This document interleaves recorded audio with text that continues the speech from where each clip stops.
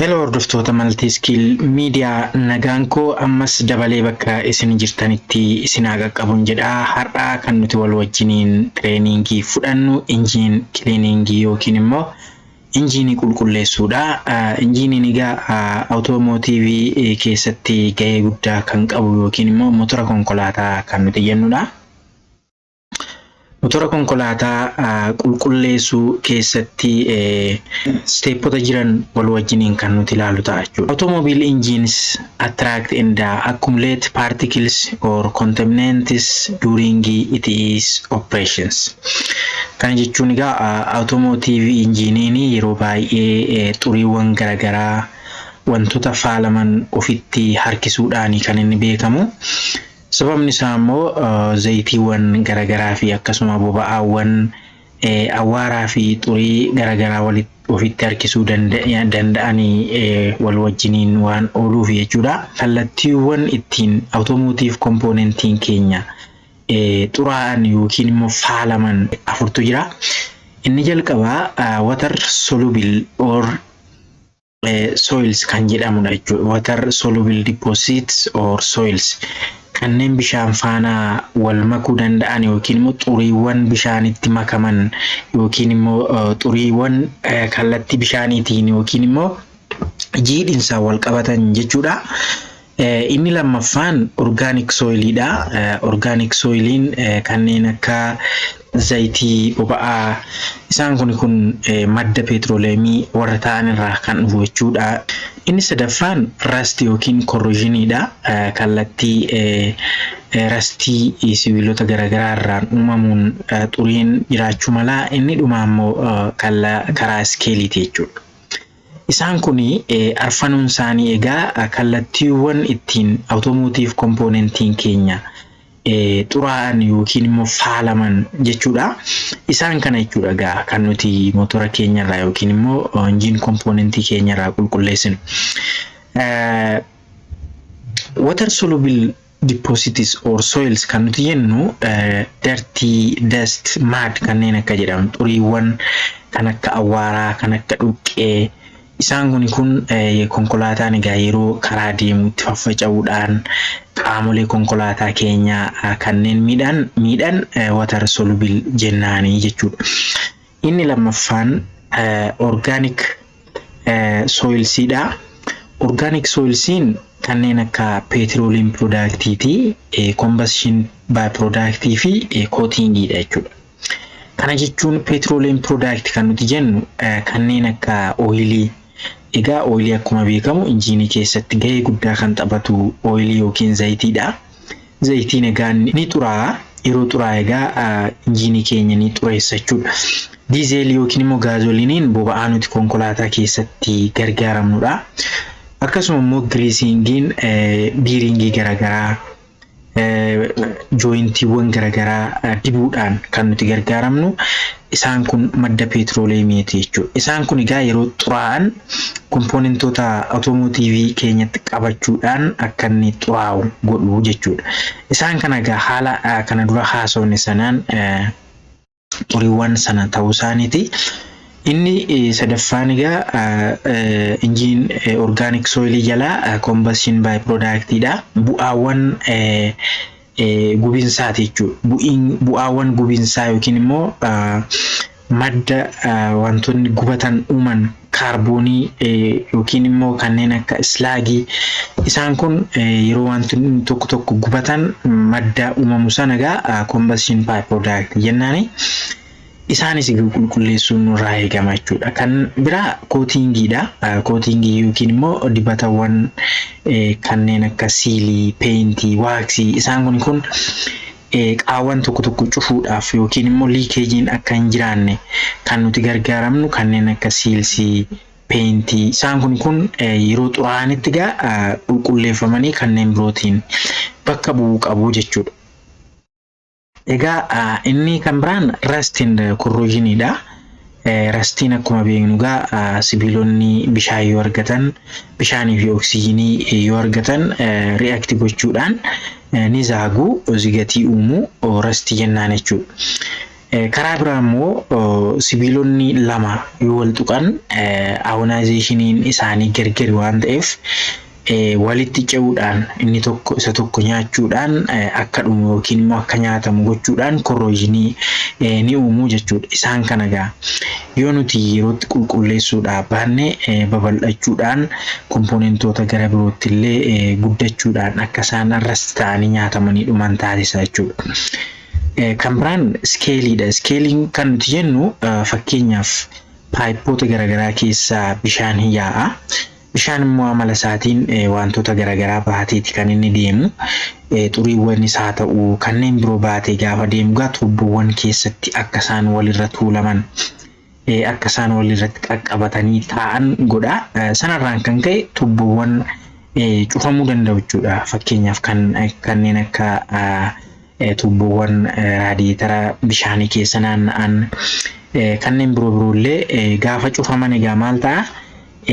Bishaan karaa darbu dhaba jechuudha. Liquidiin karaa ittiin darbu dhabee efficiency'n isaa yookiin immoo adeemsi isaa ni hir'ata. Akkasuma immoo kuulingii isaa ni hir'ata jechuudha. Kanaaf inni kun iskeel jennaan jechuudha. Isaan kana yerootti yoo nuti qulqulleessuudhaaf baanne rakkoo guddaa motora keenya irratti ni uumu jechuudha. Kanaaf kallattii kamiinidha karaan nuti kompoonentoota awutoomotiivii kana qulqulleessinu jettanii na gaafachuu dandeessu. Karaa sadiin jechuudha kan nuti qulqulleessinuu dandeenyu. Makaanikaal kiliiniingi kan nuti jennu karaa sosochii yookiin immoo wal tuqaatiidhaan yookiin immoo fiizikaal mooshiniidhaan kan nuti fayyadamnu. Makaanikaal kiliiniingii jalatti kanneen qoodaman sistemoonni garaagaraa jiru. Keemikaal kiliiniingiin jira, teermaal kiliiniingiin jira jechuudha. Isaan kana sadan fayyadamna jechuudha. Fakkeenyaaf harkaan tuttuqnee yookiin immoo uffataan irraa miiccinee kan nuti xaragnu yoo jiraate makaanikaaliidha. Keemikaaliin immoo keemikaala garaagaraa gargaaramuudhaan, teermaaliin immoo ho'a gargaaramuudhaan kan nuti kompoonentoota qulqulleessinu gaa maajoriitiin isaan kanadha. Isaan kana jalatti qoqqooduudhaan ilaalla jechuudha. Makaanikaal kiliiniingi kan jennu removing dirt using physical methods like brushing, scraping or pressure washing. Kana jechuun buruushii garaagaraa gargaaramuudhaan wire scrappii garaagaraa fayyadamuudhaan pireeyarii garaagaraa fayyadamuudhaan qulqulleessina jechuudha. Biraash yeroo jennu qaama bodii yookiin immoo injiinota irraa kompoonentoota irraa haxaa'uudhaan irraa kan nuti qulqulleessinu jechuudha. Uffataan xaraguudhaan kan nuti irraa qulqulleessinu jechuudha. Scrappiis haa ta'u wantoota kana xaraguudhaan kan nuti qulqulleessinu scrappingii jechuudha. Pireeyariin kan nuti jennu immoo pneumatic systemii yookiin immoo qilleensa gargaaramnee ta'uu mala. Hydraulic systemii gargaaramnee ta'uu mala. Itti buufuudhaan kan nuti qulqulleessinu gaa pressurized kan jedhamu jechuudha. Fakkeenyaaf cleaning by hand kan jennu harka keenya jechuun harka keenya qullaa osoo hin taane biruushii garaagaraa gargaaramuudhaan wantoota scrappiin ittiin kaasnu gargaaramuudhaan uffata garaagaraa cittuu uffataa gargaaramuudhaan kan nuti qulqulleessinu gaa cleaning by hand jennaan jechuudha.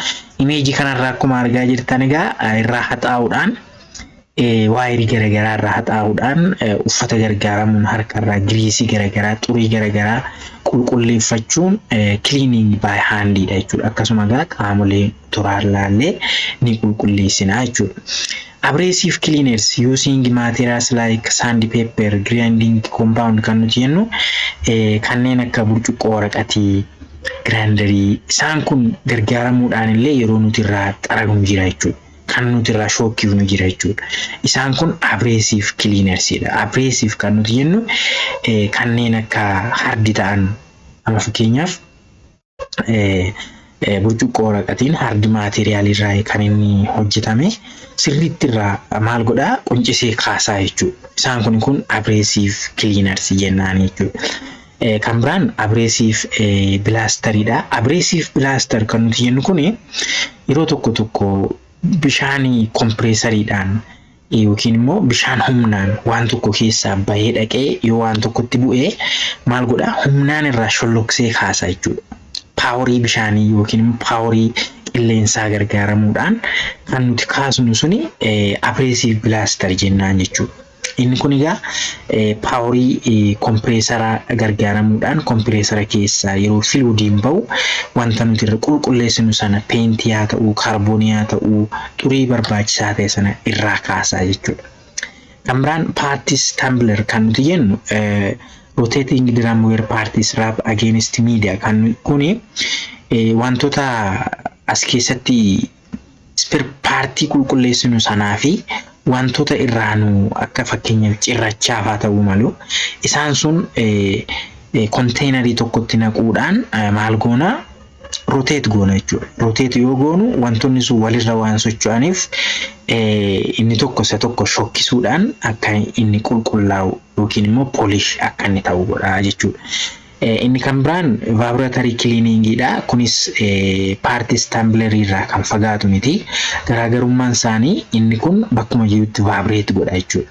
Vibrate godha. Vibrate yeroo godhu qaamoleen lama wal keessatti makamuudhaan fakkeenyaaf cirrachaa fi koilii garaagaraa yoo fudhattan koilii zaage tokko cirrachatti maktanii burcuqqoo wayii keessanii yoo rukuttan maal ta'a dafee akka qulqulleessu godha jechuudha. Fakkeenyaaf jaarkaana xuraa'e tokko yeroo tokko maal godhu firii boqqolloo itti naquudhaan akka inni rukutee xurii keessaa baasu ni godhu. Achirraa jechuudha vibratory cleaning kun kan dhufe. Adeemsa kana gargaaramuudhaan wantoota qulqulleessuun ni danda'ama jechuudha kallattii awutoomotiiviitiin. Isaan kun egaa makaanikaalii jalattidha kan isaan ramadamanii. Chemical cleaning kan nuti jennu immoo keemikaala garaagaraa fayyadamuudhaan makaalee liquiidii garaagaraa fayyadamuudhaan deterjentii gargaaramuudhaan digreesirsii fayyadamuudhaan kanneen akka oilii greasii and depositii kana wantoota irraa qulqulleessuudhaaf kan nuti gargaaramnu jechuudha. Isaan kun egaa keemikaalaan malee akka salphaatti hin ba'ani. Fakkeenyaaf yoo isinii fudhee namni tokko zayitii sirriitti burceera yoo ta'e yeroo suphaa maal godha nadaajii harka isaa irratti naquudhaan akka inni gadhiisu godha jechuudha. Nadaajiin sun egaa akka zayitiin sun xuriin zayitii sun akka gadhiisu ni godha jechuudha. Kanaaf keemikaalli inni tokko keemikaala tokko qulqulleessuu irratti dandeettii waan qabuuf walitti makuudhaan yeroo gargaaramantu jira jechuudha. Kanaaf fakkeenyaaf parties washers kan nuti jennu machines that spray or circulate cleaning solutions to wash parties. Kuni itti biifuudhaan jechuudha. Keemikaala wanta tokko qulqulleessuu danda'u tokko akkuma dura makaanikaal keessatti akka bishaan biisnu sana keemikaala itti biifuudhaanis akka keemikaalli sun qulqulleessu gochuun parties washers jennee keemikaala jalatti qoonna jechuudha. Soak tankers kan jennu immoo where parties are immersed in chemical solution. Wantoota konteenarii kana keessatti keemikaala naquudhaan keemikaala sana keessa immoo wanta qulqulleessinu sana buusuudhaan kan nuti keessatti haguugnu yoo ta'e immersed chemical solution keessa keenye keemikaalli sun maal godhaa irraa ni gadhiisisaa jechuudha. Okay, kanaaf soak tanks jennee qoonnaa jechuudha. Soak tankiin tokko cold soak ni jira, hot soak ni jira jechuudha. Kun garaagarummaan isaanii partiin sun soaking part in chemical at room temperature in cold soakidha. Keemikaala sana osoo hin ho'isiin akkasumatti at room temperature itti kan keenyu yoo ta'edha jechuudha. Hot soakiin immoo keemikaala sana ho'isnee keemikaala sana keessa partii qulqulleessinu sana yoo buusne ho'a sanaan wal qabatee ni qulqulleessaa jechuudha. Isaan kun egaa amaloota keemikaalota nuti fayyadamnu sana irratti hundaa'uuneeti jechuudha. Inni sirra jiru hot spray tanksidha. Use hot chemical solution sprayed under pressure to clean parties dha. Inni kun immoo keemikaaluma ho'an sana itti biifuudhaan kan nuti qulqulleessinu itti racha'uun kan nuti qulqulleessinudha jechuudha. Inni sadaffaan thermal cleaning jalatti kanneen qoodaman using heat to burn off carbon oil or other contaminants dha. Hot tank or oven cleaning. Inni kun ho'isuudhaan jechuudha. Ho'isuudhaan yookiin immoo gubuudhaan kan nuti qulqulleessinu jechuudha. For example, thermal cleaning using ovens or furnace to burn oil grease and carbon deposit. Egaa isaan kana oilii garaagaraa irraa gubuudhaan spare partii irraa gubuudhaan maal godhaa oiliin yoo gubate spare partiin sun fayyaa ta'ee hafa jechuudha. Irraa gubuudhaan farnasii keessa buusuudhaan keemikaalota xuraawaan kana yookiin immoo oilii giriisii kaarboon dippoozitii sana gubuudhaan kallattiin nuti itti qulqulleessinu teermaal kiliiniingiidha jechuudha. Inni kan biraan saalti baziidha. Kun immoo soogiddaa ho'ifame gargaaramuudhaan tempereechara olaanaa irratti erga ho'isnee booddee remove carbon and rust gosoota kaarboonii fi xuriiwwan kompoonentoota irraa akka inni qulqullaa'uuf keessa buusuudha jechuudha. Alternative cleaningiin immoo inni dhumaa yookiin immoo kallattii teknoolojii olaanaadhaan yeroo ammaa kana biyyoota garaagaraatti kan fayyadamu ultrasonic cleaningiidha.